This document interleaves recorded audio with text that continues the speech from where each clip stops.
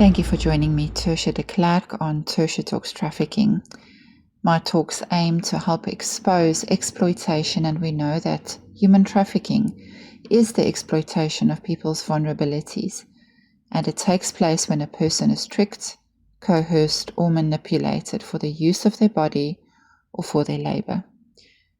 Human trafficking can take place even when transportation is absent.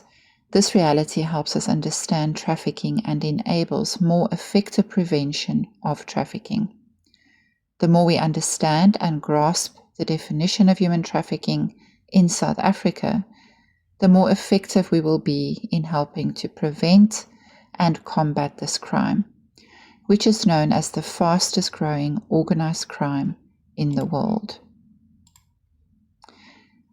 I have recently shared with you information on sex trafficking and its link with the prostitution system.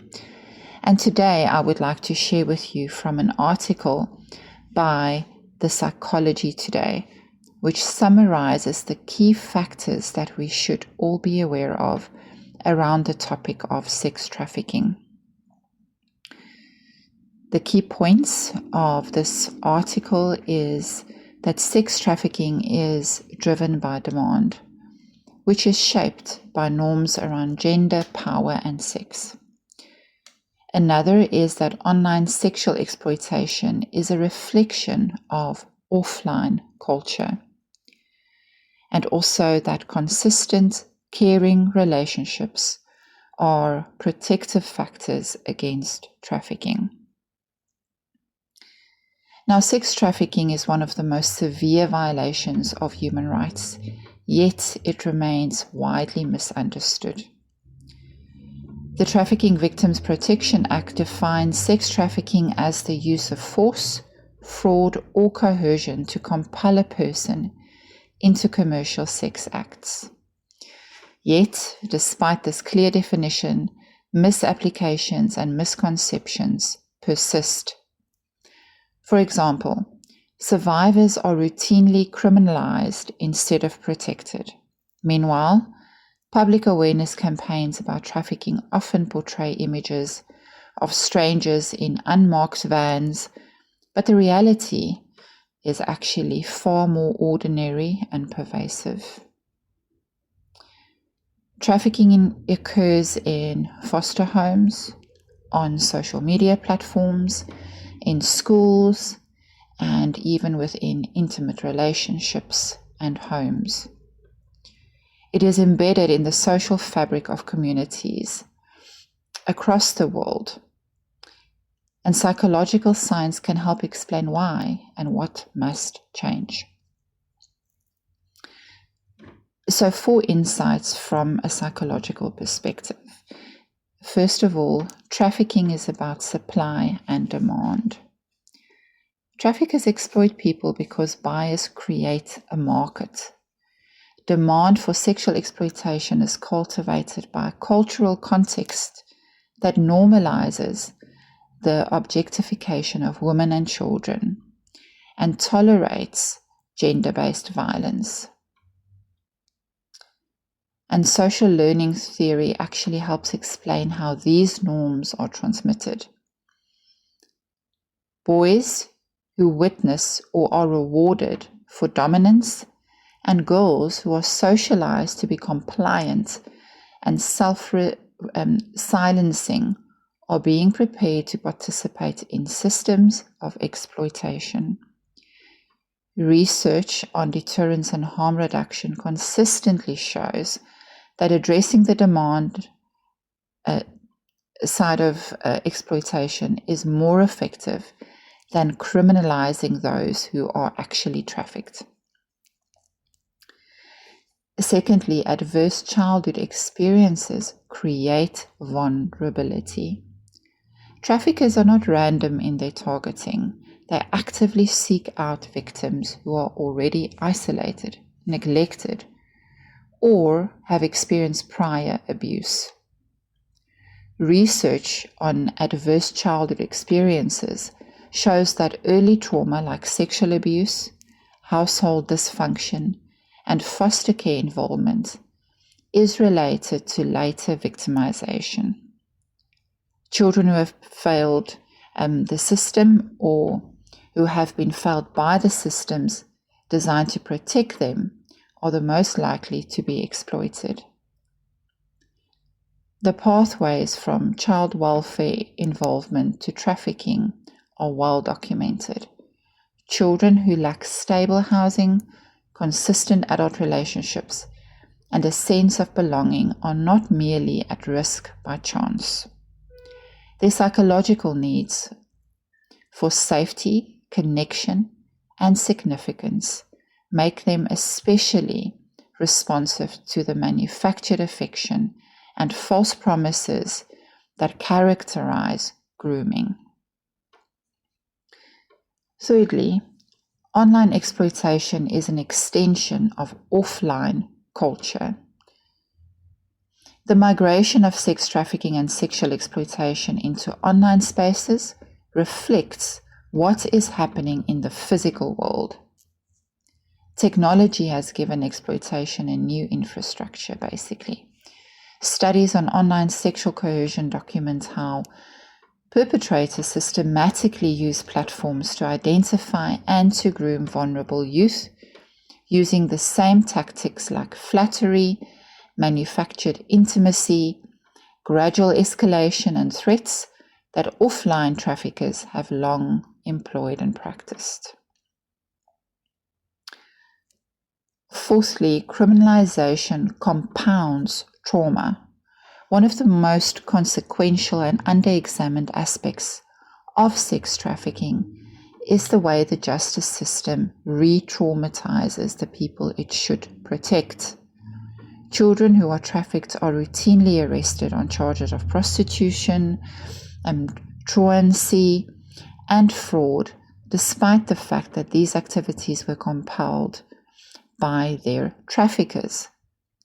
Research on constitutional betrayal documents that profound harm that results when systems designed to provide safety instead become sources of further damage. Tiffany Simpson's story is a devastating illustration to us all. As a child, she watched her father get sentenced to life in prison and her mother struggle with addiction. She began running away at 14, and no therapy or social services were ever offered to her. When a 34-year-old man told her he loved her, she believed him, and he became her trafficker. In 2011, at 17 years old, Tiffany was arrested alongside him and ultimately sentenced to 30 years in a Georgia state prison for the crime of sex trafficking. Yet she was the victim. A year into her sentence, Tiffany still did not know she had been trafficked. It was only after reading a USA Today article that she wrote to the advocate quoted in the piece, asking a single question: am I a prostitute or a victim of sex trafficking? It took 11 years and a change in Georgia law before Tiffany was released. And 4 action steps that I would like to share with you. Number 1, we need to start early with honest, age-appropriate education. Waiting until late adolescence to talk to children about exploitation, consent, and online safety is far too late. Research in developmental psychology consistently shows that children are capable of learning age-appropriate concepts about bodily autonomy and safe relationships from early childhood, and that this kind of education is associated with early disclosure of abuse and improved self-protective behaviors. This does not mean burdening young children with adult concerns. It means teaching in their developmentally appropriate terms that their bodies belong to them, that adults who make them feel uncomfortable should be reported to a trusted adult, and that online relationships with unknown adults are not friendships. It also means that youth who are vulnerable, such as those in foster care or who have experienced homelessness, have access to support and safe programs. Traffickers look for youth who are alone, disconnected, or vulnerable. Secondly, we need to learn to recognize the signs.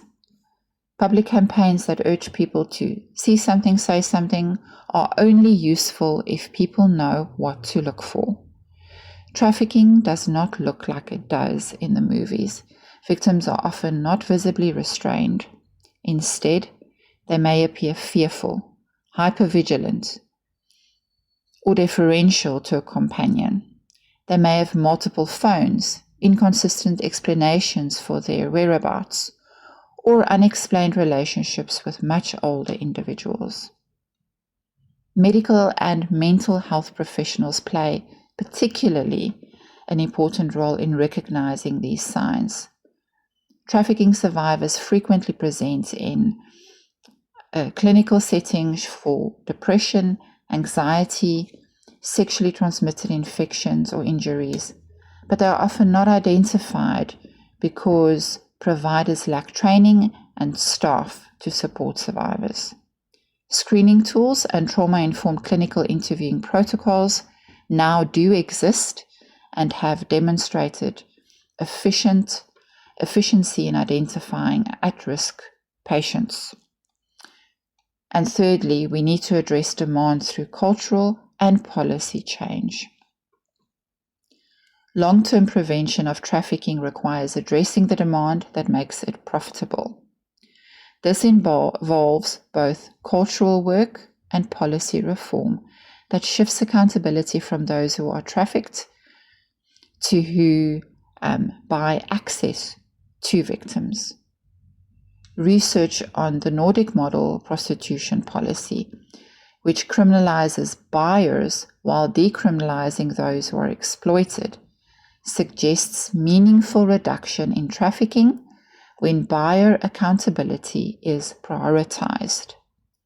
Equally important is the recognition that prosecution alone is insufficient without investment in prevention, survivor services, and addressing the underlying social conditions that create vulnerability. And then fourthly, we need to be helping survivors means believing them. Let me just repeat that.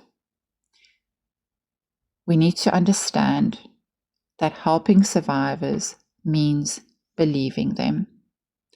We must be willing to believe survivors when they reach out for help. That means listening deeply to what they need to say in order for them to be safe and supported.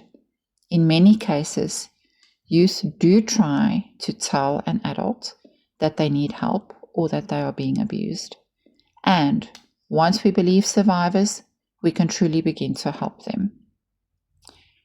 So in conclusion, sex trafficking is not inevitable. It is the product of identifiable social conditions, including gender inequality, childhood adversity, poverty, inadequate systems of care, and demand, all of which can be changed. And psychological science provides a clear roadmap. Protect children through honest education and stable relationships, and train systems to recognize and respond to exploitation without re-traumatizing survivors. Please be aware and make use of the tools and contacts which are available to us all. The Joseph Movements, as well as its network partners, have well-developed and researched workshops and training courses, which are available to us all. You can contact the Joseph Movement on 082 766 9870 for more information. And please also save and memorize the contact number of the National Human Trafficking Hotline, which is 0800 222 777. This is South Africa's 24/7 anonymous reporting and free job vetting hotline. We also have Missing Children South Africa, and the number is 072-MISSING or 072-647-7464. And the WhatsApp line of the Joseph Movement, which again is 082-766-9870. Thank you for joining me, Tershia de Klerk, here to help expose exploitation. And remember, if you suspect something, say something. Goodbye and God bless.